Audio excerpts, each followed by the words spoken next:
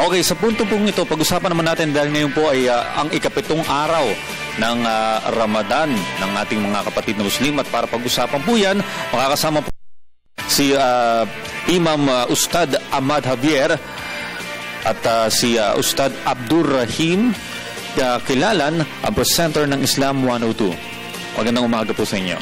Magandang umaga.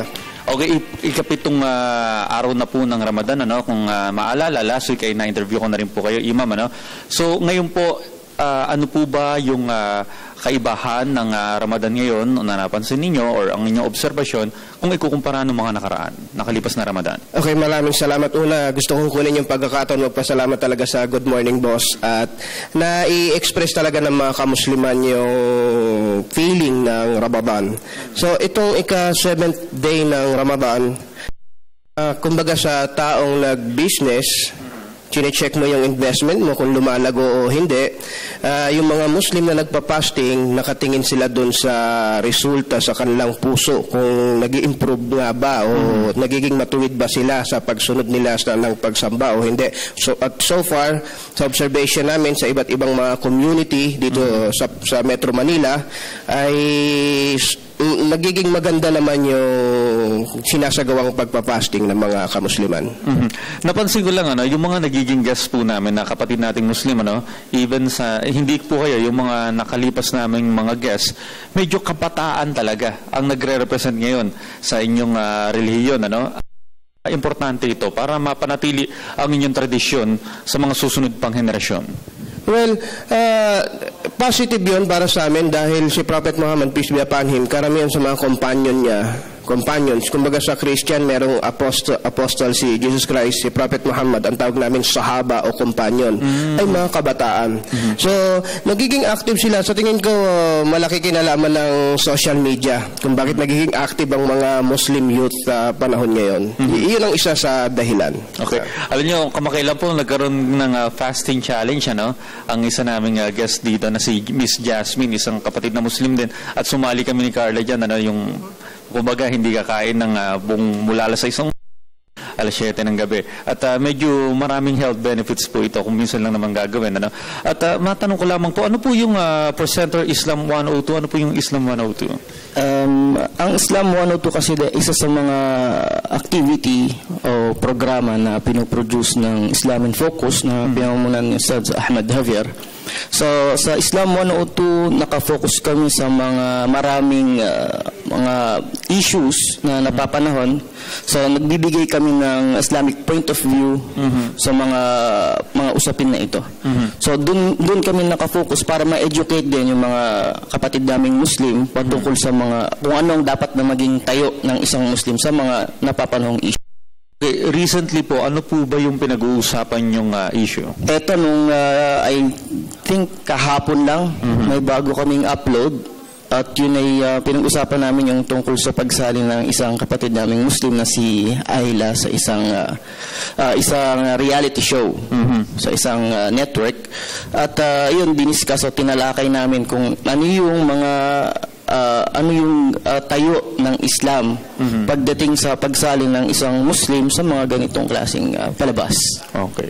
Ngayon po ay panahon ng Ramadan, ano? At nabanggit niyo po nung isang linggo, nung ating unang panayam sa inyo, ito po yung pagkakataon sa mga kapatid nating Muslim para yung information about sa inyong ritual, about sa inyong kultura. Ito po ba ngayon, nasa ikapitong araw na po tayo, may mga naririnig po ba kayo mga kapatid nating Muslim na talagang nakikipag-communicate sa iba pang reliyon para ipakilala ang Islam? Yes, isa dito sa mga grupo ng mga Muslim na nakikipag-communicate sa ibang religion, yung Philippine Ramadan Tent na nandito ngayon sila sa Quezon City Circle. Doon nila dinadaos yung iftar, yung pagbe-break nila ng fast para makita ng mga non-Muslim. At nag-i-invite pa sila actually para pumasok sa tent at maki-join sa mga Muslim ng pagkain. Alam niyo po, sa kalagitnaan ng Ramadan, may nabasa ako sa Facebook ng kaibigan kong report bang network, ano, kahapon ata nagkaroon ng malaking sunog sa Caloocan kung saan bahay dasalan ata ng ating mga kapatid na Muslim. Yes, actually malapit kami doon at nakakalungkot talaga na sa panahon ng Ramadan ay nasusubok yung mga mananampalataya. Ay, kasama yon sa pagpapasting nila o sa challenge sa kanila ngayong buwan ng Ramadan. Kayo po ba, sa inyong grupo ba ay nakaisip na kung paano matutulungan yung inyong bang mga kapatid doon? Yes, actually yung isa sa kanila, active na nagpupunta sa amin, active siya sa Red Cross. Isa sila sa nag-respond kaagad nung nagkaroon ng sunog doon at yung ilang mga kamusliman doon hinahanapan nila as of now ng relocation. Relocation. Kami po ay nakikiramay doon sa mga kapatid nating Muslim na naapektuhan ng malaking sunog ngayon sa Caloocan. Okay, pag-usapan naman po natin, paano niyo po na ipapamahagi yung kaalaman dito sa may kultura ninyo sa mga kabataan naman po, sa susunod na henerasyon? Malaking factor na halos kaedad namin sila. Kasi ako, sa sarili ko, sa Ustad Ahmad, mas madali kaming nakakapag-communicate sa kanila. Mas madali kaming nakaka-penetrate sa mga youth organizations dahil siguro sa nagkakaintindihan kami pagdating sa mga kung anong mga trending.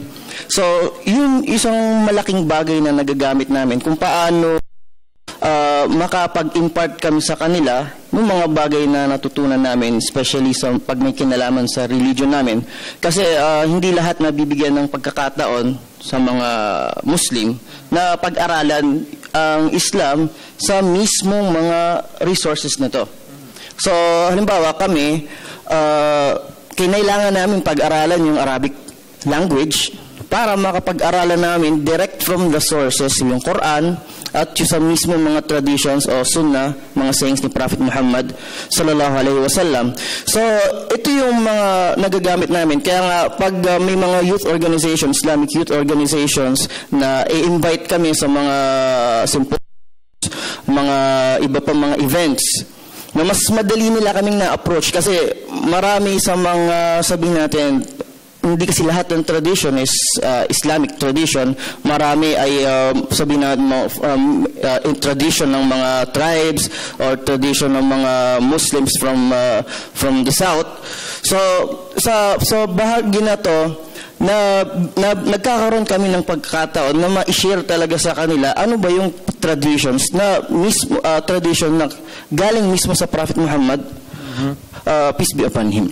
Okay, parang basic yung tinuturo nyo muna. Pero nagiging challenge po ba yung pag-abot nyo? Kasi ang konsentrasyon ng mga kapatid nating Muslim ay sa Mindanao at dito sa pero yung nasa ibang probinsya po, halimbawa sa may Norte at sa may Visayas region, paano nyo po napapaabot yung ganitong mga klase ng mga basic information about Islam?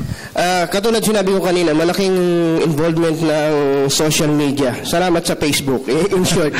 Dahil, ibig sabihin, ang dali ng communication ngayon Plus, iba pa, meron akong gustong i-add sa point ni Ustad Abdurrahim. May mga bagong Muslim scholars na nag-aral ng Middle East at part kami noon, yung grupo na yon, na-break namin yung language barrier. Kasi noon, medyo may nahihirapan yung mga Mindanao mag-Tagalog, mag-Pilipino, pero nung dumating itong mga youngsters na scholars from Middle East, parang somehow naging madali yung communication sa kamusliman sa buong Pilipinas. Isang point yun. Alam mo, usually po, ang mga na-interview namin pag ganito mga pagkakataon, ay mga senior. Alam niyo po, yung mga, minsan datu pa Pero ngayon po, sa pagkakataong ito, natutuwa ako dahil puro kabataan ang nagre-represent sa Islam. So ngayon po, bilang panghuling mensahe, ngayon nasa kalagitnaan po, umpisang period pa lang tayo ng Ramadan. Ano pong inyong mensahe sa ating mga kababayang Muslim? Unahan ko na si Ustad. Sa religious point of view, gusto ko itong sabihin sa ating mga televiewers. So ang Muslim ay buong buhay niya, kinakalaban niya yung shaitan, yung mga tukso, yung mga challenges sa buhay niya. So si Allah, yung creator, si Allah subhanahu wa ta'ala, binigyan siya ng partida sa kalaban niya na shaitan. Kasi may doktrina, may paniniwala sa amin na sa panahon ng Ramadan, ang mga shaitan o shaitan, nakagapos sila. So, para bang ang Muslim dapat matalo mo siya ngayong buwan ng Ramadan. Ina-address ko to sa mga Muslim na merong bisyo, halimbawa gusto nilang matigilan yung kanilang paninigarilyo, yung kanilang masasamang vices. Ito yung the best time. Dahil nagpa-fasting ka sa umaga, hindi tinitigilan mo yung mga bisyo. So bakit mo pa itutuloy sa gabi? Pagkatapos mo mag-fasting, pwede ka magbasa ng Quran o kaya gumawa ng iba pang mga worship. So kinuha ko itong pagkakataon na ito para ma-address ko talaga sa mga kamusliman yung importanteng point na yon. Salamat. Sir? Dugtong lang din doon, advice sa mga kapatiran namin Muslim na nag-observe ng fasting. Mas dagdagan natin yung sipag sa mga ginagawa natin ng mga pagsamba at samantalahin din natin yung pagkataon kung paano natin maibabahagi yung kagandahan ng ating reliyon. Kasi hanggang sa ngayon, hindi natin maiwasan. Meron pa rin mga misunderstood pa rin paano natin sinasagawa. Kaya salamat din sa mga ganitong katulad na programa at nabibigyan kami ng pagkataon na maipaliwanag talaga sa mga hindi Muslim o sa mga kababayan natin exactly kung ano ang turo ng Islam pagdating sa mga bagay. Pagpalain po ni Allah ang ating mga kapatid na Muslim at maraming salamat sa inyo pong pag-guest dito ngayong umaga. Diyan lamang po kayo, magbabalik pa ang Good Morning Boss.